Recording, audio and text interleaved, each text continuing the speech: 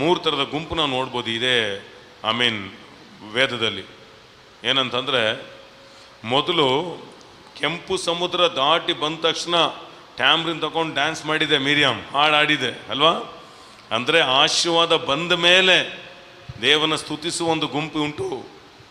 2ನೇ ಗುಂಪು ಯಾವುದು ಅಂತಂದರೆ, ಸಮಸ್ಯೆ ಬರಕ್ಕೆ ಮುಂಚೆ ಸ್ತುತಿಸುವ ಜನ ಉಂಟು. ಯಾರು? ಯೇಸು ಸ್ವಾಮಿ ಏನು ಮಾಡಿದ್ರು? 5 ರೊಟ್ಟಿ 2 ಮೀನು. ಈಗ ದೊಡ್ಡ ಸಮಸ್ಯೆ. ಏನು ಮಾಡಿದ್ರು? ತಂದೆಯಾದ ದೇವರಿಗೆ ಸ್ತೋತ್ರ ಮಾಡಿದರು.